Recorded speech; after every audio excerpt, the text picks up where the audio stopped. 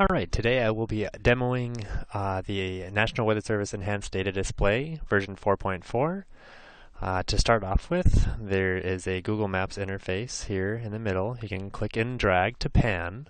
You can use the mouse wheel to zoom in or zoom out. You can also use this zoom bar over here to zoom in or zoom out. And if you hold down the shift key and click and drag, you can actually do a zoom box. So you can use that to zoom into a location very quickly. Now, that's the mapping interface. Whenever you move your mouse, this little icon down here will update with the latitude and longitude of your location, and also the elevation. And if you want to, you can also show a very long version of that where you have decimal degrees or the US National Grid System or UTM, etc. So that is a quick overview of the map. Now on the left hand side there's a button up here. This is the interface button. And I start off with advanced, and that basically shows everything in ED. There's also a lot of different flavors of this. For instance, if you go to the basic version, it trims down all of those layers to this small little set here. And the way that these layers work is basically if you click the plus sign, it'll turn the layer on like this. And let's zoom out, find some rainfall and snow out there. And if you click the red minus button, it'll turn the layer off.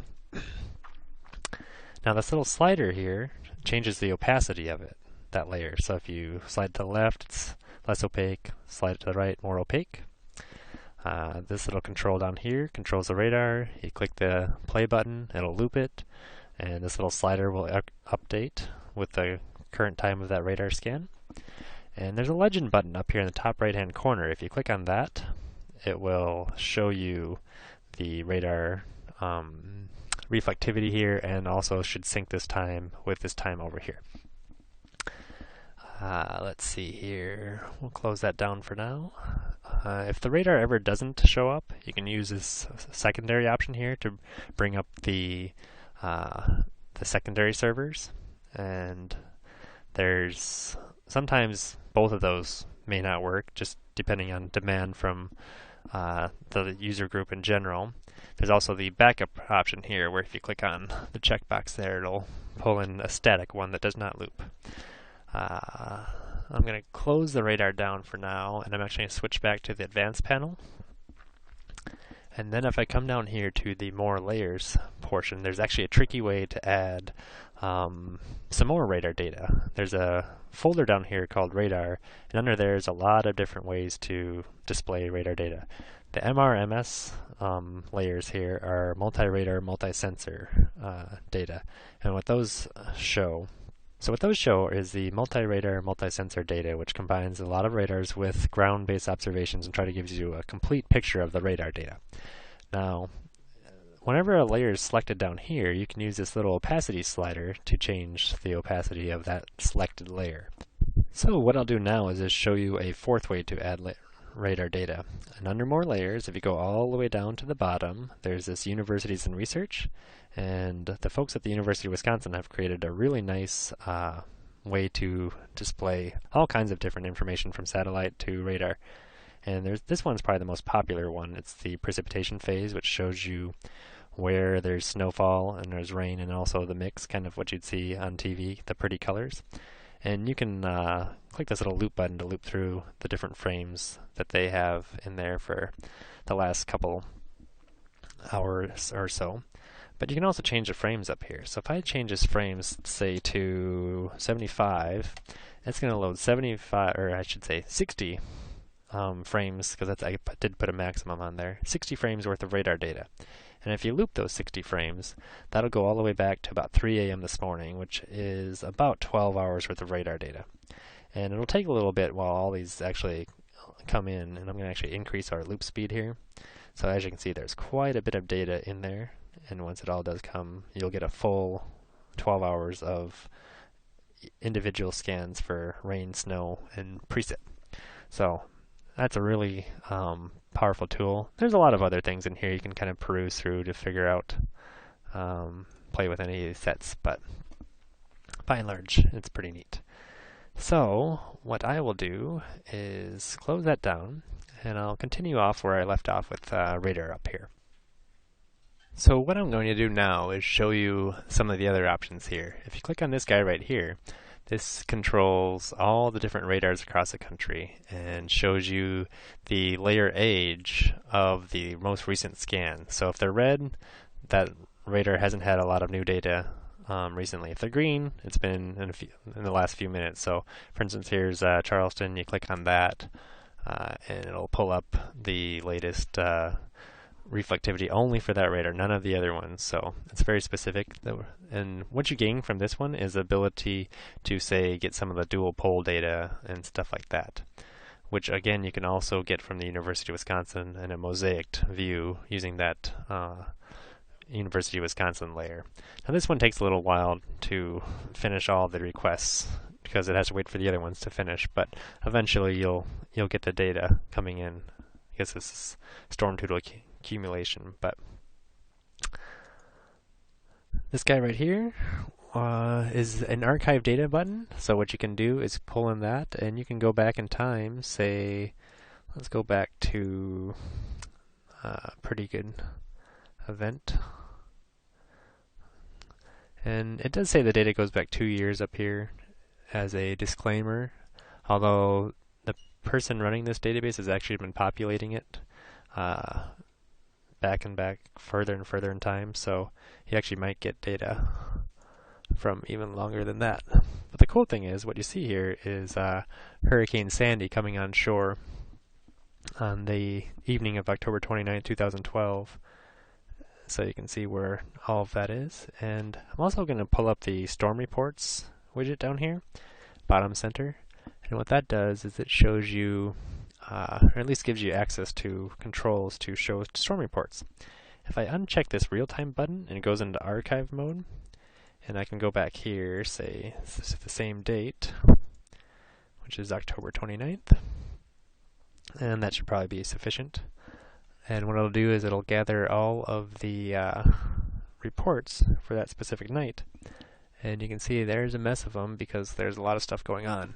But the cool thing is you can start slicing and dicing these reports. So for instance, if I wanted to only show the snow reports, it'll come in there and pull out just the snow reports.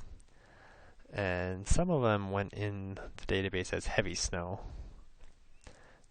And again, there's a lot of data that it's slicing and dicing here. There's a storm surge. There's thunderstorm wind damage. There's blizzard reports up here. Heavy sleet. I'm trying to figure out where the one is where it actually shows the numbers for the snow. Let's see.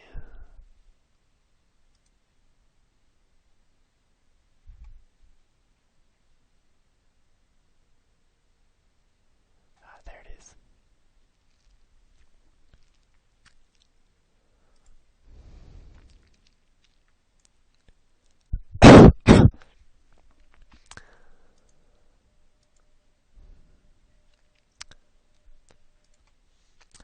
So what I'm going to show you now is a way to display storm report data on top of this map for an archive case. So I'll come down here to the map storm reports. By default, it starts measuring in real time and shows the last 3 hours, but I'm going to uncheck this real time box and I'm going to go back in time to October 29th, 2012. You can always change this date by clicking on it, but we'll start there and we'll hit apply. And what that will show is all of the storm reports from this very busy day. So in this example, if I only wanted to see snow reports, I could come down here and filter them out just by snow.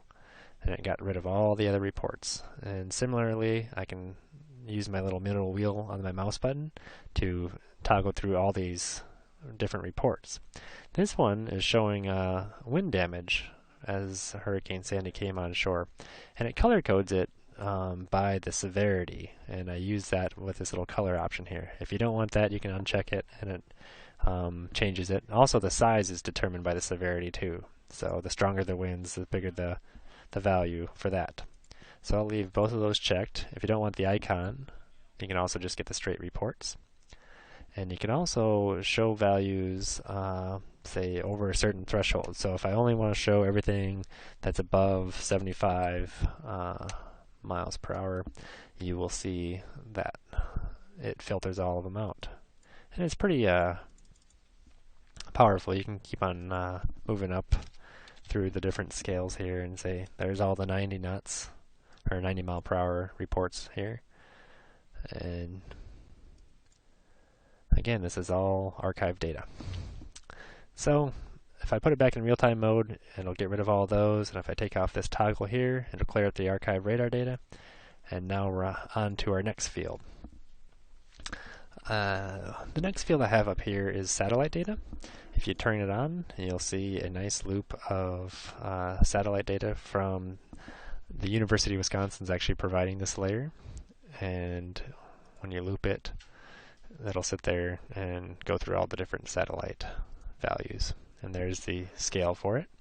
Any University of Wisconsin layer is labeled with this disclaimer up here that shows that we don't have control over that data set. So we're just kind of displaying it because it's something neat that we've found. If you check on this include radar precipitation box, it'll actually throw on the radar phase, precipitation phase, over the top of each layer. And it syncs both of those layers up, so that's pretty handy. And the looping controls work exactly the same as the radar controls.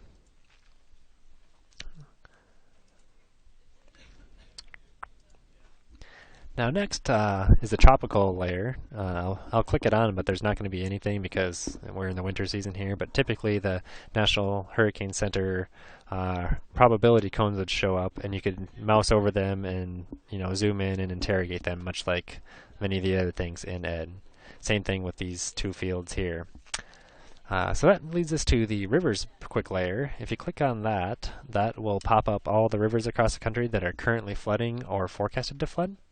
And you can see that in the legend, that's what you're displaying. You can change that by clicking on this button and going to, say, just the currently flooding rivers. And that'll requery the database and you'll get just the rivers that are flooding. If you mouse over any of these, you can actually see the hydrograph with both the observed and forecast values on there. If you don't have this checkbox showed or toggled, you won't get the hydrograph, you'll just get the stage. It may make it run a little bit faster, but it's not too bad. You can scale the size of the icons with this. I'm going to actually go back to all of the rivers just so you can see. So there's the size of the icons changing. And you'll notice that some of these icons have a small circle inside of a larger circle. Well, what's happening there is the outside circle is the forecast stage, and it's colored by what stage is projected to reach to, while the inner circle is the observed stage, and that's what stage it's currently at. So that's how you read it, and you compare it to what's over here. It just adds a little more complexity to the data, but it also allows you to show a lot more data in one spot. Now, if you're not sure where these gauges are, you can click on the label up here and say which gauge are these by labeling it. And again, you can zoom in, and if you click on one of the gauges, you'll actually get a hydrograph for that specific gauge, and you can mouse over that and get the different heights, where it is and where it's going. It's very similar to what the AHAPS page has on their hydrographs. You can even show the crests on the graph and zoom in to specific levels using the middle wheel on the mouse button. That about does it for the rivers. There is a section over here called the RFC River Forecast Center data, which this stuff, there's a few things like, say, flash flood guidance in here, which you can toggle on. And when you do that, that's a pretty neat little layer that shows you how much rain is going to take to actually flood in a specific spot, or at least cause a flash flood. And that's all based on the River Forecast Center guidance. So if you have a red area, it won't take a whole lot of rain before you flash flood, compared to a green area where you might have to take a lot of, you'd have to get a lot of rain to cause flash flooding. And again, that's nationwide. So those are pretty neat layers. Let's see. The other ones I won't go through. They're very similar. You can basically display them just like I did by clicking them on and off. Now, a very powerful layer in this whole interface is the NDFD forecast database. And this is what all the forecasters across the country are generating for forecast data every day, multiple times a day. So the way that it works is you toggle it on, it comes up with maximum temperature by default. And this is for the continental US. If you want to go out in time, you slide the valid time slider to the right, and it'll go query the database and pull back the new data for the next time period. Now, you have a bunch of points on the map, but you can actually increase the point density by sliding this to the right or to the left, just to, depending on how much clutter you like on your display. You can also control the size of the points. So if you want small, you can have them very small and a lot of them, or you can have them very large and a few of them.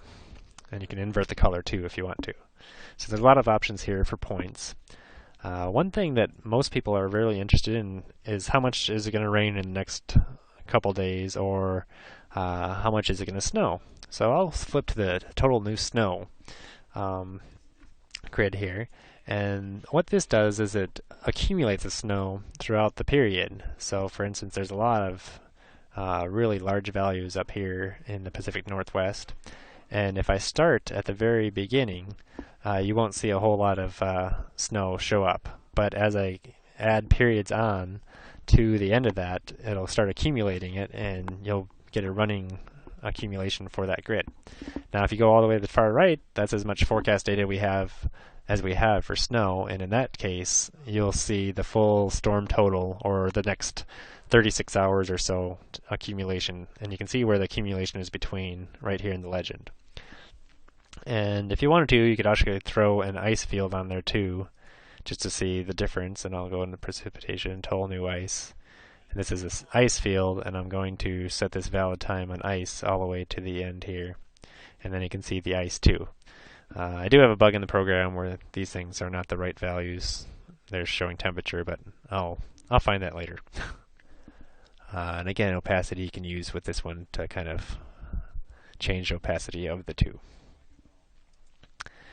So that's the NDFD. There is a lot of different ways to display this data. Like I said, there's a lot of fields here, from wind to weather to marine. What's the wave heights going to be? And there's different regions here. Right now I'm on the CONUS, but if I switch to, say, oceanic, it'll give me the wave heights across the entire ocean, because it pulls in Ocean Prediction Center forecast too. So there's a pretty large area where you can go in and interrogate. Now I'll move on to the next part of the demo, and that's just the observations. The observations layer, once you turn it on, it'll go out there and populate all the different observations around the country. Now it starts out with the meteorological display for the icon, and if you mouse over it, you'll get the actual values of that observation. You can click on the little graph button here to actually graph a 3-day history of what that observation has been doing. So you can see, it's pretty interactive. You can zoom in, zoom out to different portions of the graph. You can get the tabular data and sort it by values, and also filter out things. So if you don't want to see anything less than, say, 14, you can quickly filter out data, and you can get rid of the filter by clicking on that button. There's a way to get aviation type data too from these sites. Now, like I said, these start off with a meteorological display. If you don't like that, you can actually switch to an individual element. So say, for instance, if I just choose temperature, it'll show all the temperatures rather than the little meteorology icon. And again, those are all still interactive. You can mouse over them and so on and so forth. And you can also change your size. You can make them really big, you can make them really small. Let's see here. There's a little box here for ship observations. If you click on that, it'll go out and grab all the ship observations and color them in blue. And let's see, you can see it's going to say a couple of them to show up here across the Great Lakes and across Florida and the Gulf of Mexico. If I turn that off, you can switch the units here. You can increase or decrease the density. And an example of that would be coming in here, increasing the density. It's going to go out, query the server. It takes a few minutes, but it'll come back with a whole boatload of observations. And it might clutter up the interface to the point where you can't get to anything. There's a declutter button here, which if you uncheck, will try to show you everything that's available. But those things will keep on streaming in here and keep on going. Now, if you're back on the meteorological observation, you can actually come in here and let's change our density back to something reasonable. Give it 1 second because it's processing a lot of little points. We'll go like that. We'll make it small is probably okay. Now in here you can display what you want to see. So for instance, I default with temperature, but you can have, say, visibility, ceiling, flight category, dew point, peak wind gusts, a bunch of different things, present weather, and apply all of that. And what that will do is it'll go out and query the server and come back with all of these new attributes. Right now it's just sitting there trying to catch up to all the different things that I fed it, but there's the icon. If you look at the legend, not the legend, but the help menu has the icons explained, how they work, so on and so forth. So, the other neat thing you can do is filter them. So if I add a filter here, down at the very bottom here, let's see, we can come in there and say, show me where temperatures are between -90 and 32. So any temperature below freezing.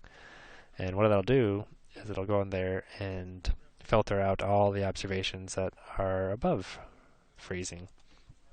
So you really shouldn't see anything on this map that has above freezing temperatures.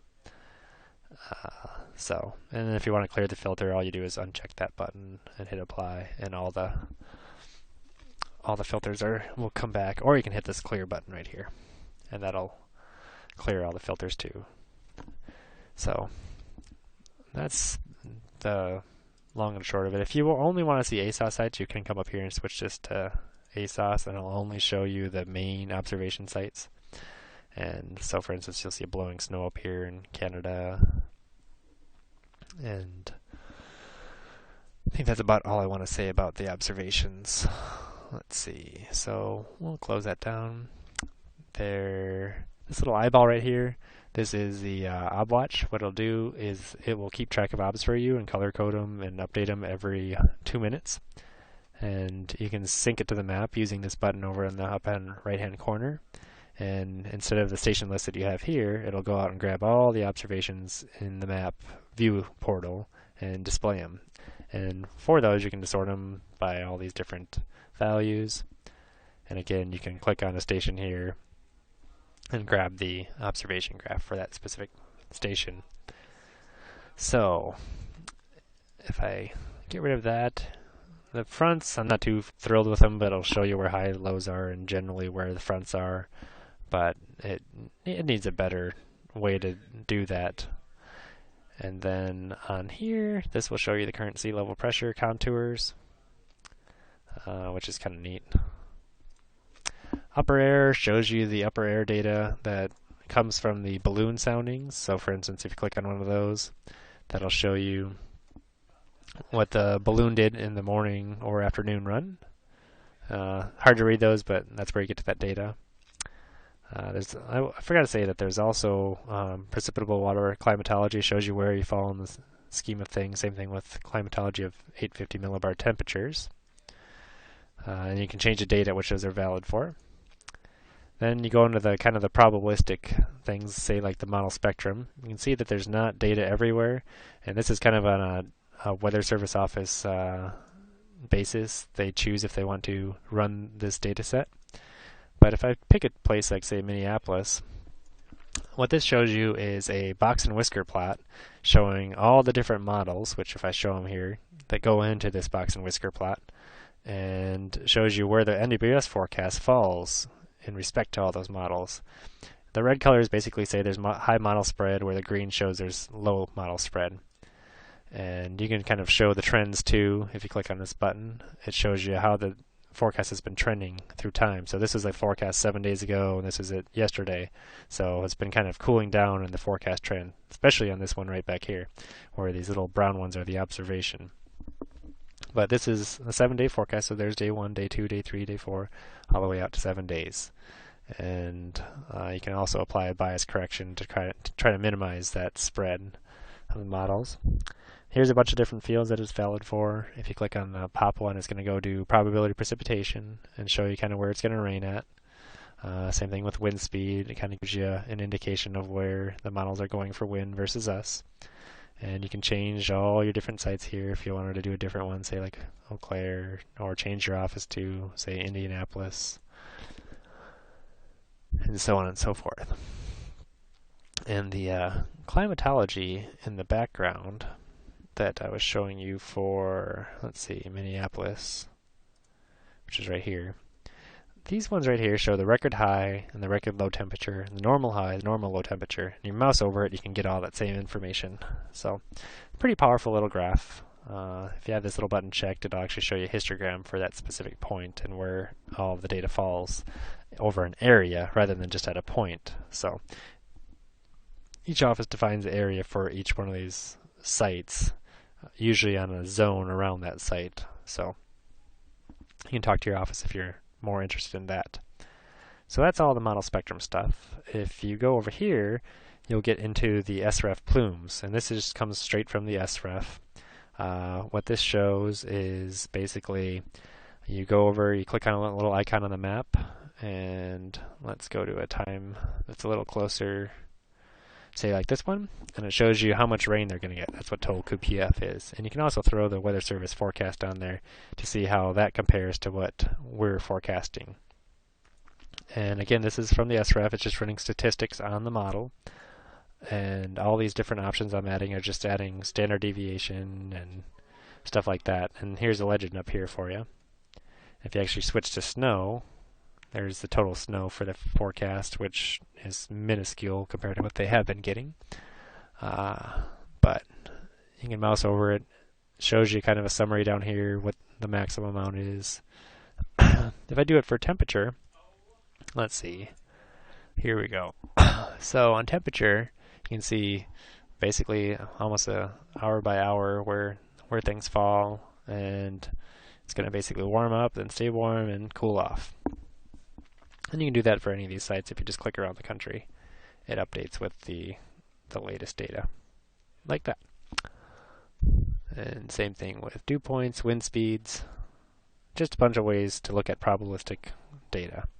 Here's a pretty good one actually in Huntington, where we're getting about 1 inch to 2 inches of rain here during our specific period. So that's the model spread. Webcams I get from a third-party service. It comes with this little disclaimer that just says these aren't coming from the Weather Service. We have no idea what they're going to show, but most of them are just travel webcam hotspots that you can mouse over and try to find out what's going on in a specific location. And again, we don't have control over this data, but they can be pretty useful if you're trying to find snow reports and the like. And a lot of them are actually in the wrong, not a lot of them, but there's a fair amount of them that are in the wrong location, and they all come from this webcams.travel site. And you can actually go in here and report if they are in the wrong location, and add new ones if we don't have any in Ed that meet your needs. Alright, so after the webcams, let's go to the outlooks. Under outlooks, this is just a quick way to get the SPC convective outlooks. And as you can see, there's a little area here in what is that, Arizona, that has a general convective outlook. And in the summertime, it's a lot more fun to see a lot more of these things. There's day 2 outlook. Day 1 through 7 QPF, found that under this icon. Shows you how much rain you're going to get throughout the week from the Weather Prediction Center. You can also throw where the drought is. Again, these are all National Center kind of outlook pages. Shows you where the drought is. If I come down here to, say, 8 to 14 day precipitation. You can find out compared to normal. Let me clear a bunch of these layers out just so you can see this a little better. Oops. All right. If I throw that back on, you can see compared to normal how our temperature is going to be, and as you can see, the probability of being above is pretty high for the next 8 to 14 days. So with the outlooks covered, we'll go to the backgrounds. There's a lot of different background maps available in ED. I default to the Esri World or National Geographic one, but as you can see, there's a bunch of them available. There's the Google Terrain one, which a lot of people are fond of, but it does require a Google contract, and I think that's going to go away, so that's why I switched away from that.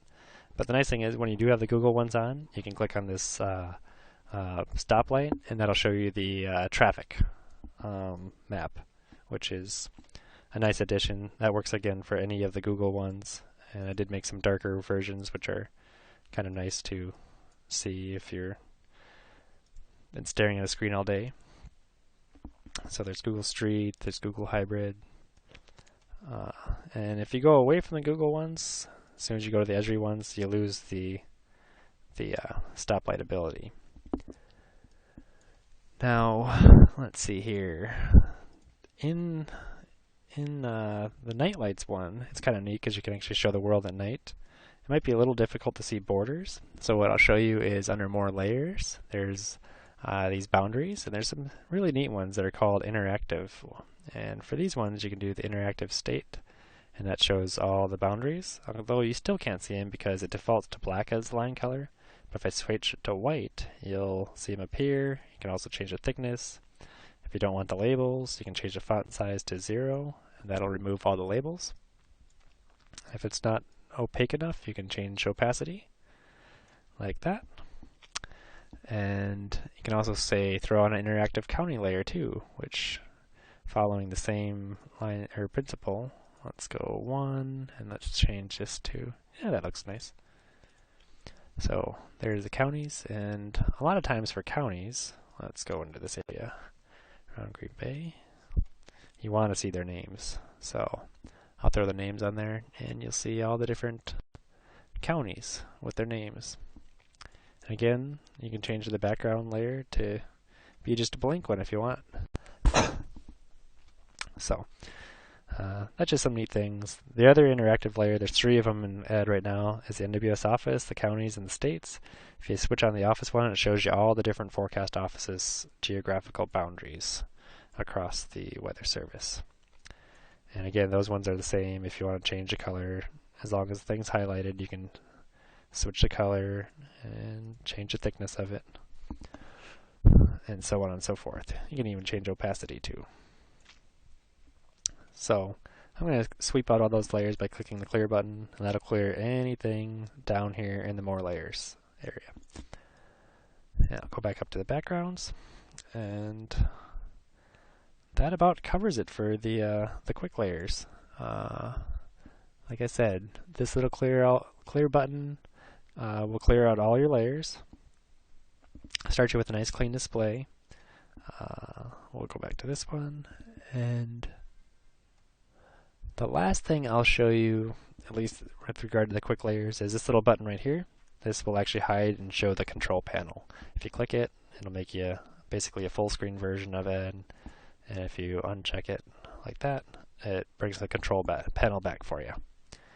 Now, down below, I've been showing you the more layers sporadically, but to get to it, you just toggle it on just using this button, and it makes the more layer tree appear down here.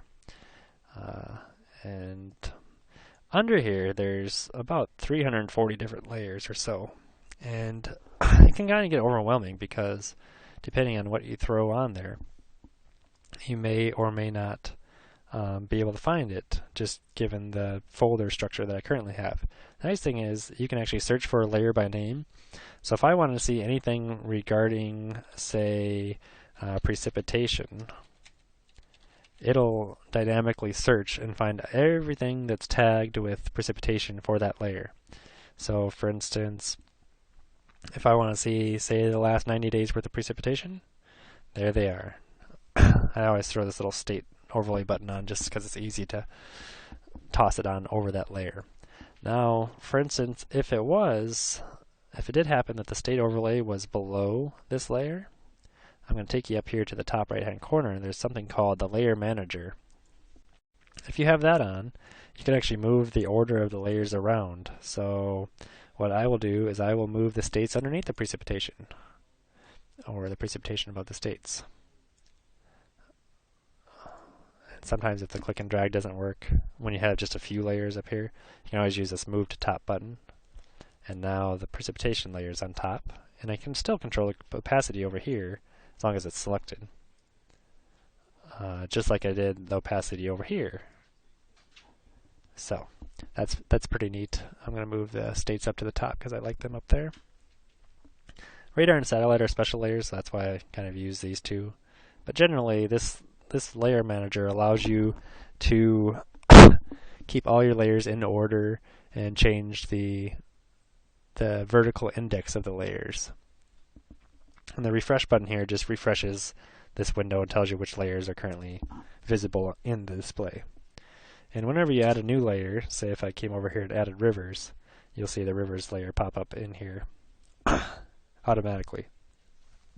And if I take it away, it should go away too. If it doesn't, the refresh button will do it. So that's a quick mini tutorial on the Layer Manager, and it probably will suffice for most of the things in Ed here.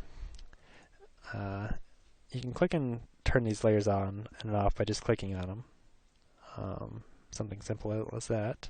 And again, anytime you turn one of those on, they do show up in the legend with a legend for that layer. There's a couple different presentations depending on your color preferences, but this one's another version that I kind of like the best as far as precipitation. And again, there's 320 some odd layers down here to play with, and I'm not going to go through all of them, but that gives you at least a good feel for what you can do down here. One layer I will focus on down here that's a little hidden unless you are in the Emergency Manager perspective. If you're in there, one of the layers that shows up down here is a hazmat layer where you can actually pull in high split model runs. You actually have to know the number of your run, but this should suffice for now. So this is from a run back on August 9th. And if I go up to, say, 3,000, 3,000. We'll see what the 3,000 run holds. If it works. Yeah, maybe it's not up to 3,000 yet. I should have this automatically update, but 2750. How about that? What?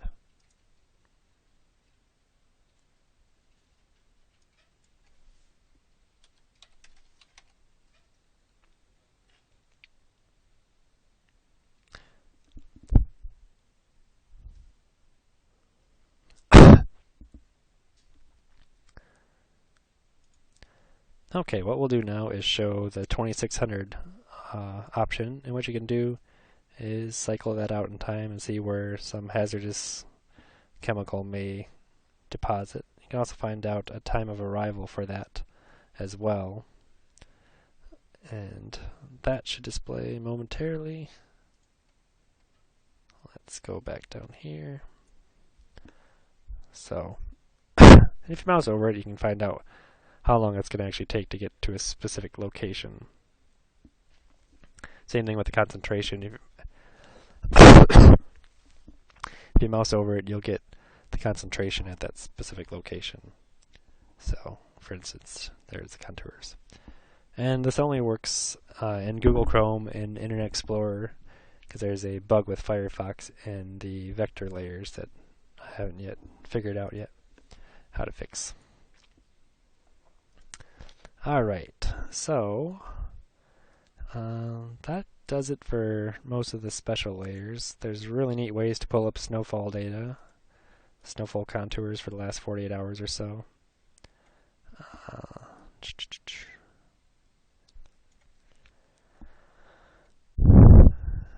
And again, we're in the emergency manager perspective, so you might not be seeing everything. So if you switch to advanced, it will show you everything, including all the different types of airport guidance we have, including climate reports. I will go through the climate real quick. If you click on that layer, that's kind of a special layer. It shows you the climate information for a specific day. This one is for December 3rd, 2014, but you can pull up reports from other days, say like December 1st, or even back to, say, August. And what it will do, as it updates, you can label what it is currently displaying. Right now it's a high temperature forecast, or not forecast, but high temperature observation. But you can also do the record high for that day. And if you want to, you can filter this data too. So show me the values where it's greater than or equal to 80 degrees. And it pulls out all the 80-degree record high data down here. If you show, say, record high years, and show me years that are less than 1900, let's see here, where the record high was broken. There's not many of them. Most of them have been broken since 1900. Let's go back to, say, 1925. So yeah, there's some older records in there. Although that should have caught this one. Let me try that again. Yeah, there's the 1800 records that are still holding. And I'm going to switch this to the years color map, and if I sweep out this filter, it'll actually color code them by the darker the value, the older the record. So, and then if they're gray, they're missing. And I can easily go forward in time if I just put a 0 and get rid of the missing values. So they got rid of all those gray ones that we just saw. Anyway, pretty powerful interface. You can use it for a lot of different things, from precipitation to, let's see, if it's precip, let me change the precipitation to precip color curve. And only show me values greater than 0. Now it's filtering. So that's a pretty neat part of the application, and that's kind of a newer feature. Let's see. So that covered more layers pretty thoroughly. Quick links are kind of some of the cool little pages that I've found across the web that are hard to kind of decipher through all of our links, but there's ways to get to all the different information. One thing I will show in the bottom left down here, there's an NWS chat link. If you click on that, it'll pull in the NWS chat site. So if you're a government agency or working with the Weather Service, you can actually have NWS chat within ED and just have it minimized down here, and it'll still alert you to when new chats come in and so on and so forth. If this page doesn't load, you can always right click and say reload frame, and that'll force it to reload. And once you, let me just come in here real quick, and let's see here, I have to remember my password. If I log in, you'll see that it'll come in here and it'll automatically pull in the chat rooms, and there's a live look at the Charleston, West Virginia chat room and what's going on. And like I said, you can minimize it back here, and anytime you want it, you can pull it back up by clicking on it. So that gives you a good good link to what's going on in the Weather Service. And again, to get a part of this, you have to go through your local office's WCM and request an account. And usually it's kind of for media and emergency managers. Let's see. One powerful aspect of the page I haven't gone over yet, but I should definitely make a mention of it, is the Save Share button, bottom center. This allows you to recreate ED exactly how you have it, or have left it. So if I had, say, these 3 layers on, and, well, there's no storm reports over here. Let's go up here.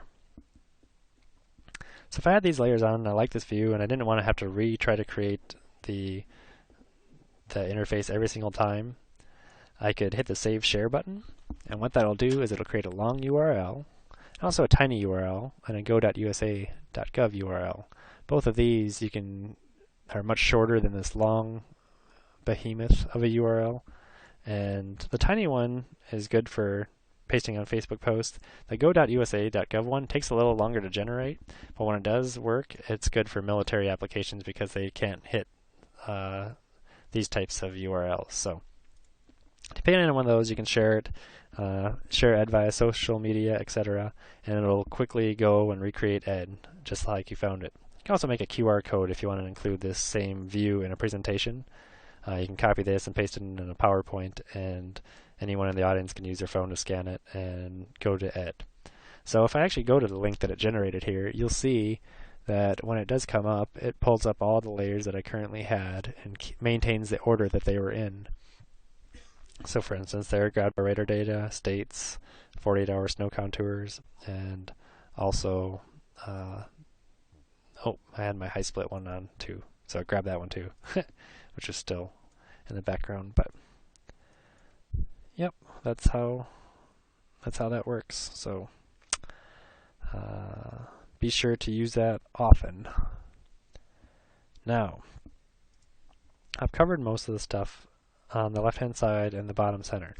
Now what I'm going to do is move up to the upper right hand side. So up on the upper right hand side there are a couple different icons. This guy right here is the help menu, which you should use often. If you look at the version changelog, this is when we've released ed releases, and it kind of tells you what's new and what's been changing in the interface. There's a welcome page, which is kind of just a quick how to get started right off the bat. Just if that's all you need to know, it kind of lays it all out there for you. There's a user's guide, which is about 60 pages of reading. It's probably a little outdated now because I think it was last updated about 4 months ago. Explanation of the product. There are video demos on how to use certain components of ed, which this YouTube video will probably end up in there. There's ways to explain the products. It goes over the monospectrum stuff I was talking about earlier in each one of those. Travel hazard forecast, which I haven't touched on yet. And also GIS data sources. And if you click on one of these links down here, it actually takes you to a JS Fiddle on how to add this stuff to your own web page. There's a frequently asked questions section that allows you to kind of highlight the most frequently asked questions of ed, and also a credit section that says what we've used to build ed and who helped out in the process. So that's the help center. This guy right here will provide feedback and tell you, basically that goes directly to me and to some people at headquarters that gives direction. We've seen the legend quite often.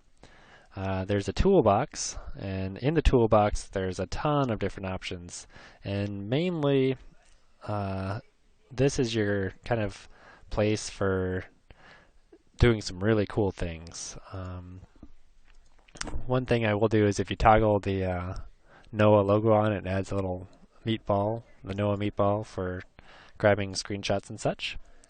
There is a mobile version of ed. If you click on that, it'll actually take you to the mobile version.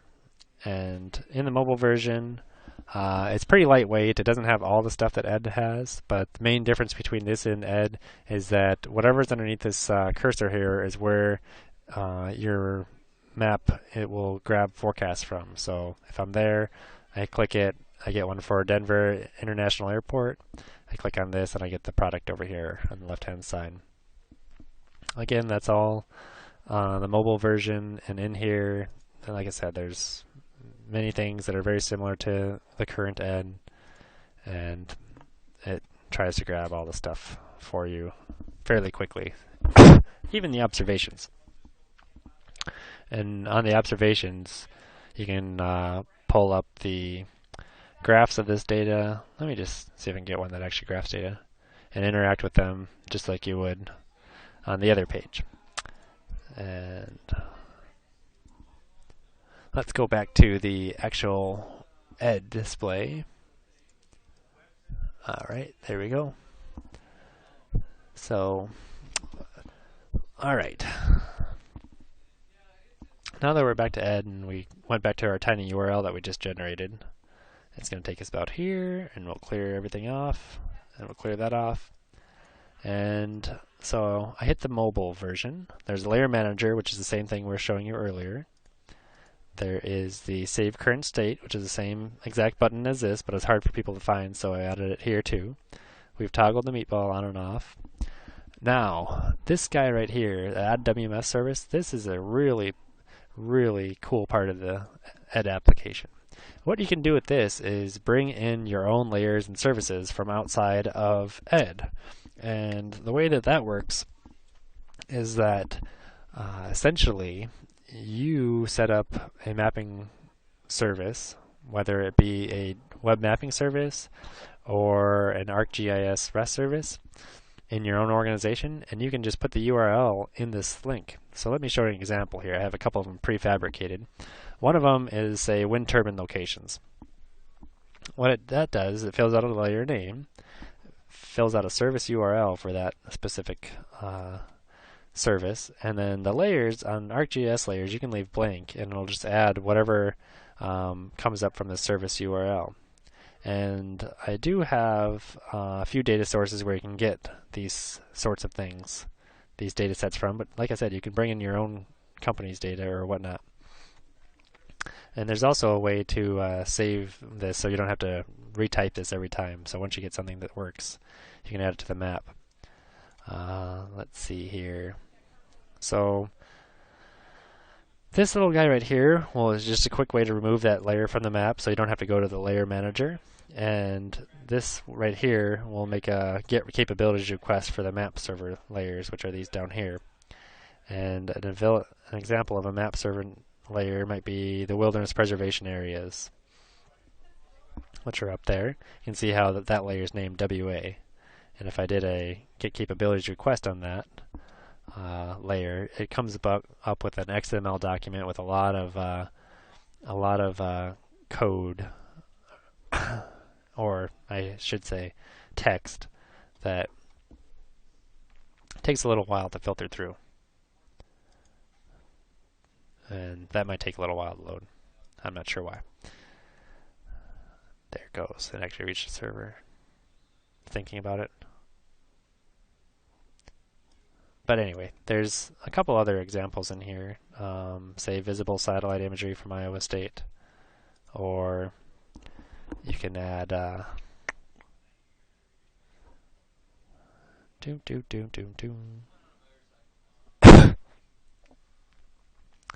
I've killed it. Say average annual precipitation. And this little guy just is a quick way to bring up the layer manager. So, and this one, if I don't want it quite that opaque, you'll see how it changes that layer. Visible satellite, I don't want that anymore. Nor do I want this. just a way to use Ed to your fullest capabilities is to bring in your own data in addition to what I have in here currently. And example saving a layer, you just save it, give it a name, you can click save, and now it shows up in the save layer down here. So anytime I bring that back up, it comes and populates this menu. So for instance, let me go over here. Let's throw in bathymetry for, say, the ocean. And let's see, I don't see much populating there. Let's throw in interstates. How about that? So there's interstates. Save that layer. I'm going to save it as interstates. Now I load it. If I want to load it, I can quickly just pull it right back in, and it'll fill out this stuff and add it to the map for you. So that covers bringing your own data. So now we're to the point where I've gone through everything up until add WMS service. You can add your KML, own KML from your local machine. Same thing with shapefiles, and even place markers in GeoJSON. Let me actually pull this guy up real quick, because this is kind of a complicated interface. But the neat thing is you can actually build your own file really quickly by right-clicking on the map and saying add place marker. And what that'll do is it'll populate this with that place marker. And wherever you click, it'll add the icon from this image. So for instance, there's an icon for that. We can put some radiological waste there, and some ambulances over here. And then after you make all of your icons, you can actually export this sheet to a CSV file and give it a name, and it'll download to your computer. So the next time I come back and look at the page, let me clear all those out. And so after I'm all done and come back to the page again freshly, what I can do is I can go add a place marker and edit it, but I can come up here and reload those same files like I said before, and it grabs all of them for you. And if you have any attributes on these, say like a name and test 1, test 2, test 3, if I hit refresh button, it'll actually add that attribute to these, so you can see the name shows up there as one of the attributes. So this is really cool if you have a spreadsheet with latitude and longitude locations. You can just export it as a comma-separated variable file and pull it right in here using this choose files, or just copy and pasting the file in here and refreshing it. You can do that for GeoJSON too, so that's kind of a smart little thing here. So you can build a list of all your favorite webcams, and if you have this button checked, it makes them a little bit larger, and then it actually pulls up the image of the webcam if you had it there. So next, what I'll do is I'll go down here and show you how to use the range ring. To place a ring on the map, you click on this button, click where you want the ring, and there it is. It's a nice little range ring. You can choose the fill opacity and also the radius, so if you want to make it bigger or smaller. This is kind of nice if you're keeping track of weather, getting in a certain location from you, or find out how far it is away from you, 292 kilometers. And you also combine them, so if I have this combine button on, I come up here and I type in 50, it's going to add a 50 ring. If I type in 150, it's going to add a 150 ring. And if I change the fill opacity, you can see how you can quickly get a lot of different range rings really quickly. If you click the X button, it'll get rid of them for you. Time of arrival tool. If you click on that, I'm going to get the radar in motion here, and I'm going to zoom into, say, this area because we have some neat echoes going on. The way that it works is it tells you exactly what to do. Click where the storm currently is, so it's right here. And where was it when it first started? So what I'll do is I'll stop the radar from looping. There's where it was, and it was right about here when it first, if you kind of track that echo on radar, you'll see where it was, where it's going, and then you can say, how far is it going to get until it hits me in, say, Pittsburgh? So I'll say that little echo right here will make it to this location in approximately 4 hours and 13 minutes, or around 6:55 p.m. And it uses the radar time as an estimation, which is about 50 minutes in the past. But if you knew that you're tracking a larger feature, say on satellite, and you knew the last feature was there, say let's go 200 minutes ago, it just changes the algorithm and it speeds it up. Most of the time, if you're just using the radar data in ED, you won't need this option, but you can see where that could be useful for other things. So I'll close that down. There's a measuring tool. If you want to know the length of a line, you can click once on the page, once on the map, click another time on the map, click another time, you can measure that line. If you want to get fancy, you can hold down the Shift key and make an arrow. Same thing with areas. If you hold down the Shift key, you can draw something like this, and I give you a bunch of different units to output in, or you can just do polygons. Double click to finish it. Same thing with the Shift key. If you hold the Shift key down, draw right before you're done, let go of your mouse, then let up on the Shift key, and you'll have a nice area. If you do it the other way, like this, and you let go of the Shift key first, and then you let go of the mouse, it's going to kind of be static. So you want to make sure you let go of that mouse first. So Shift, click, drag, swipe, and let go of the mouse, let go of the Shift. Done. Same thing with the line. when you're holding the shift key, let go of the mouse first before you let go of the shift key. So that's the way the measurement works. And if you notice that these tools, when I was using them, they're actually changing the mouse click control on the map. And down here, it defaults to a public marine forecast. So when you click on the map here, it's going to bring up the hourly graph and text forecast and so on and so forth. But if you have it selected to the measuring tool, it's going to bring up the measuring tool. So when your mouse clicks now get funneled to this tool instead of the other one. Same thing with the drawing tool. If you're trying to draw something on the map, you can draw that and say there's a cold front coming through right here, and you can say that's moving this way, etc. And also put some points on the map.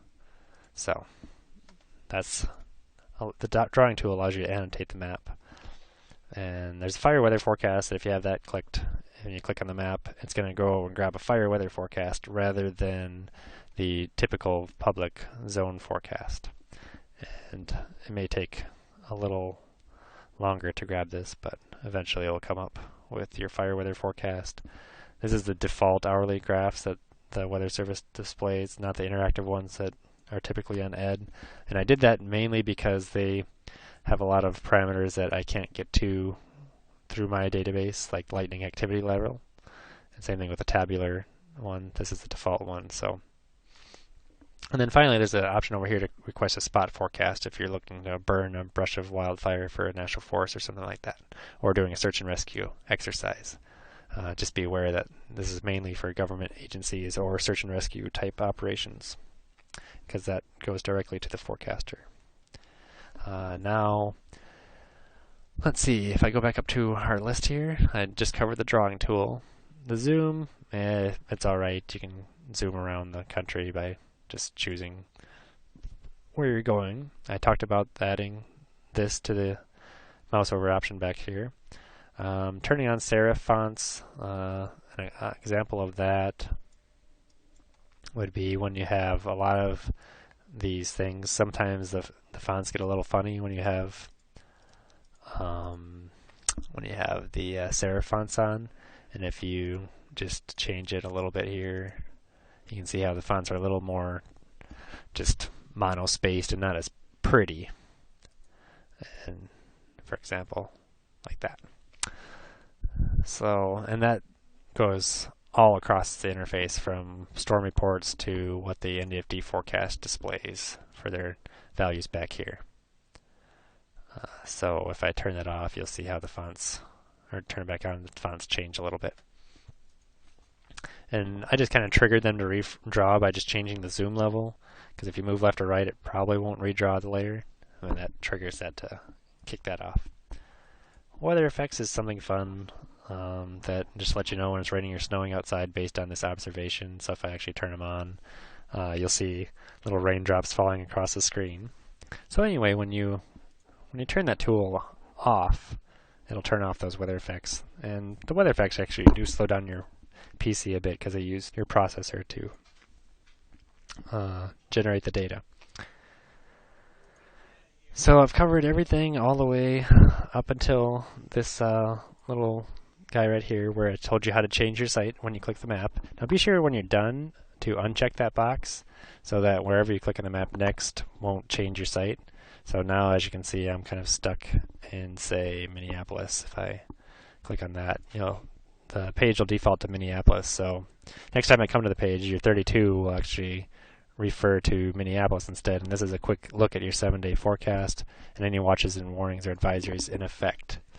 So if I look at the forecast grid again, I'm going to go to look at the hazards to find the exact hazards, and we have a lot of fun up here going on. So what I'm going to do is I'm going to change my site on MapClick, and I'm going to click right here in the middle of this really nasty looking thing. And then when I come up to my hazard again, you'll see that I have an ice storm warning for my location. And I'm going to uncheck that so that keeps that site. So the next time I come back to ED, if I refresh it, And while it's refreshing, notice that it's tested in these versions of the browsers, and it's really best in Google Chrome because that's what I usually develop in. Now you can see that that same observation site has stuck to that place in Washington with the ice storm. So that's kind of a point of contention. And if you want to, you can actually grab the ob history too, and it brings up your obs for that specific location. So on and so forth. Now, there's a search map function here, which just kind of just repositions the map on a place, say like Denver. It just centers a map on it. If you zoom in, you'll get close to the location. This refresh timer tells you how often it's going to go and query the back-end layers that are currently displayed. And I think default, it's, let's see. I think by default it's set to 5 minutes down here on this little widget, and right now the layer age is 0 and gives you the current time and the Zulu time.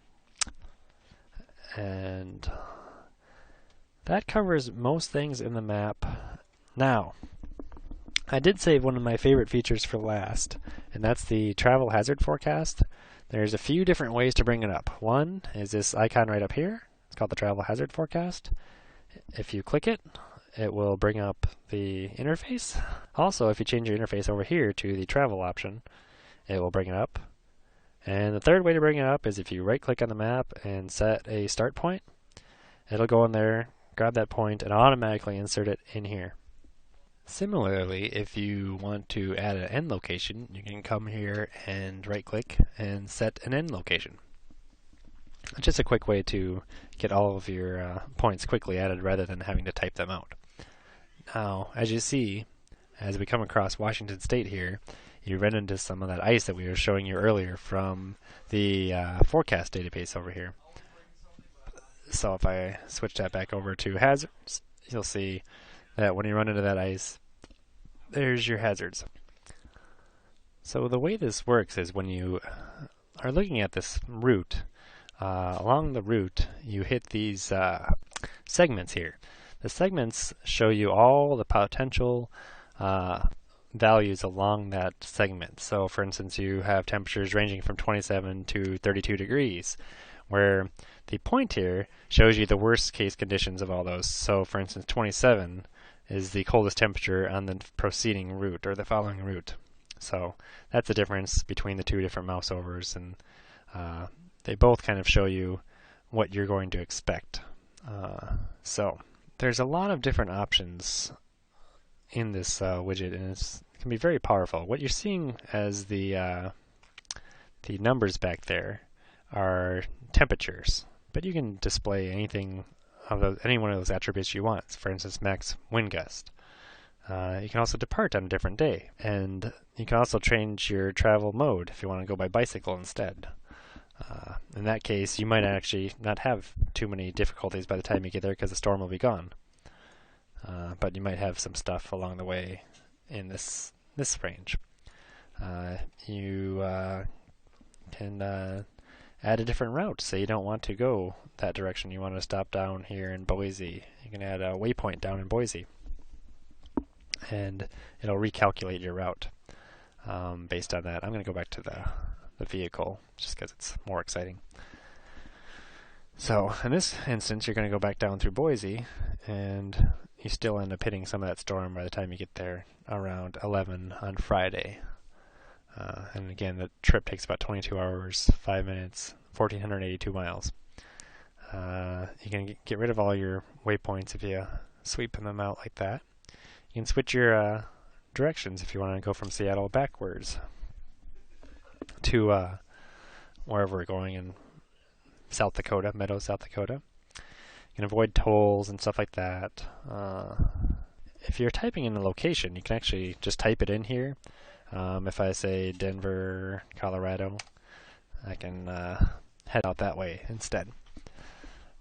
And the neat thing about this is you can try to reroute your trip to get away from that ice.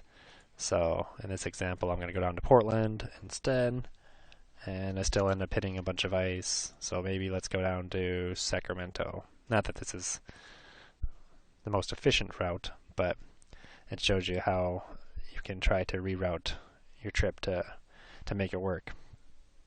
Same thing if I got rid of these 2 points and I just decided that I'm going to leave on Saturday instead of today.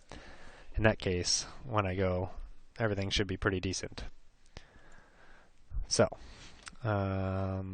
say I travel this route quite often, I can actually save this route using the save button here, and say, we'll say Seattle to Denver. If I save the route, it automatically adds it here, and you can see up here that your route was saved. Alright, so after we save that initial route, I can actually come back here and choose a different route. So we were on Seattle to Denver, and so that'll draw that one, but say I also like to drive from Helena to Bismarck. If I switch to that one, or I'll automatically compute these things for you and fill out that route. So that pretty much covers the inland portion. There is another icon over here for sailboats. If you flip on that, it will actually bring up another type of interface.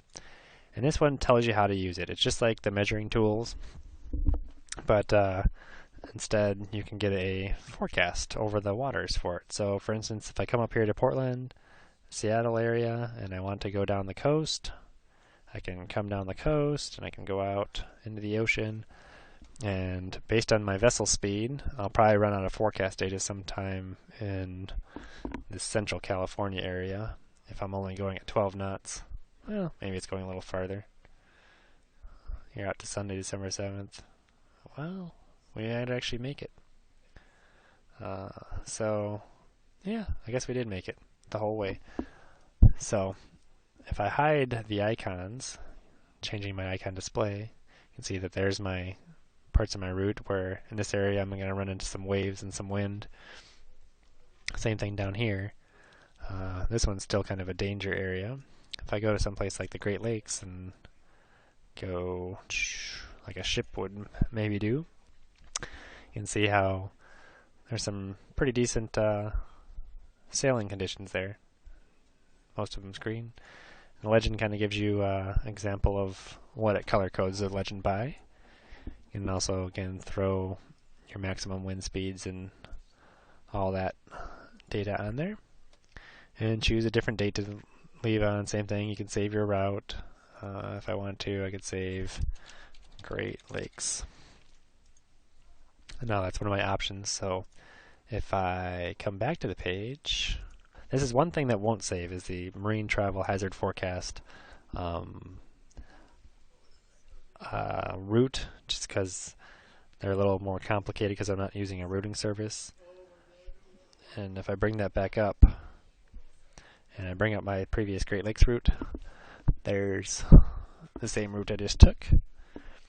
If you ever want to delete a route, you can click on the Save button, and there's an option in here to remove a route. You can also change the density. I have it pretty high, just to make sure I catch everything, but you can also make it pretty weak too, or pretty light. And finally, I was going to show you that for the forecast, travel hazard forecast, if you do end up making a route, that when you do save and share the link, that will go with it. So if I go to that same link that I just created and I send it to somebody like Aunt Edna, you'll see that this thing automatically populates all of those places and grabs you that same travel hazard forecast area. Well, that basically concludes the NWS Enhanced Data Display demo for version 4.4. If you have any questions, feel free to use the feedback form or just holler at me. My information is under the credits. My name is Jonathan Wolf, and I'm the lead developer of the interface. So that's all I have for you. Thanks for watching.